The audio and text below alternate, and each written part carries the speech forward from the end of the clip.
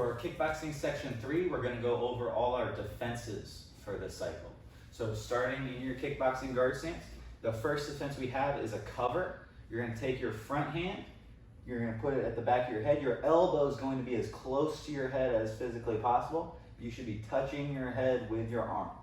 What this does is it protects the side of your head against something like a hook or self-defense application if someone's trying to throw a wild punch. You can also do this, of course, with your backhand. Something to always remember is that you have to keep your eyes forward and your other hand has to stay up. So if I cover with my front hand, I'm looking here. If I turn away, I expose the back of my head, and that's not a very good place to get hit. So front hand cover, back hand cover. I am turning my body forward so that I can get my arm all the way up, but I'm not over rotating this way.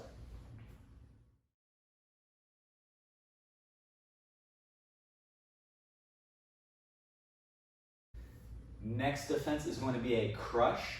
The crush is a defense against a uppercut. So we're going to start in our guard stance.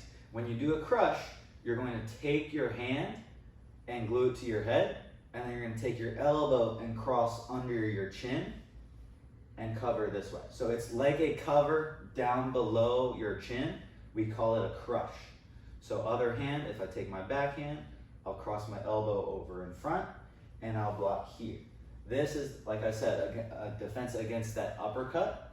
So I'm trying to block a straight line under my chin, and I'm doing that by using the bottom of my arm. If the person that's doing the uppercut hits the elbow, it might hurt your elbow, but it's going to hurt them more. If they hit the underside of your arm, you're still going to block your face. It's always preferable to get hit in an arm compared to anywhere on your head. So the crush is a downwards block with the front or a downwards block with the back.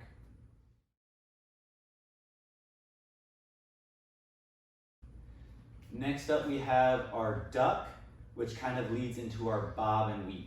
So if we're starting in our guard stance, a duck is very simple. You just bend your knees and then you come back up. This can be against anything that's swinging at you horizontally. It can be a hook, it can be a wild punch, it could be someone swinging a stick. So you're just bringing your knees down and you're keeping your eyes up and of course keeping your hands up just in case. So when you duck, one of the most common mistakes we see is people looking at the ground by bending their back. So if I go here, when I come up, I have no idea what's going on. So someone could be throwing a punch, they could be throwing a kick, they could be trying to hit me with something else. So I always keep my eyes forward so I can be prepared for what's coming next. Now, like I said, this leads into our bob and weave. We'll practice both with your instructor. The bob and weave is going to start over one knee. So I'm going to bend over one knee, and then I'm going to come under by shifting my weight and extending up. A bob and weave can also set you up for your next technique. So if I do my bob and weave, I start by ducking over my front knee, I shift to my back knee, and then when I come up, I can throw a technique, and it adds extra power because I'm loaded up for that technique. I can also do it the other way by starting over my back knee and coming forward, and again, I could follow it with a technique because I've generated extra power. So one more time, our duck is going to be first. You bend both knees, and then the bob and weave is a duck with sideways motion. So you start over one knee and go to the back knee.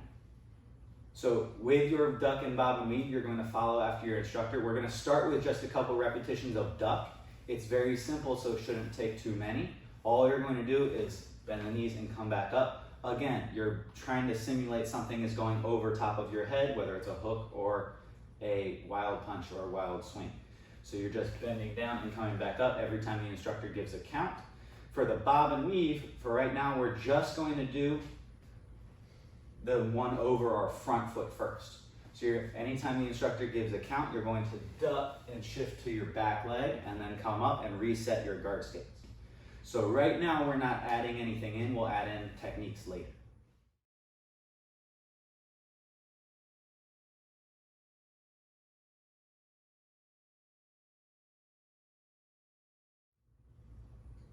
The last defense we have for this section is a lean away.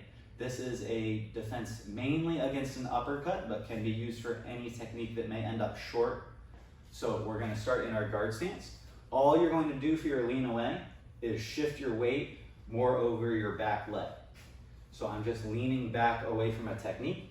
If I face sideways so you guys can see here, I'm just going this way. My back leg ends up bearing most of my weight, so I have to make sure I'm stable over that knee. If I try and lean back past my leg, I'm likely to fall backwards or lose my balance. So make sure that your knees are bent the right way, so when you lean back, you can keep your balance as you're blocking or as you're evading the technique that they're swinging.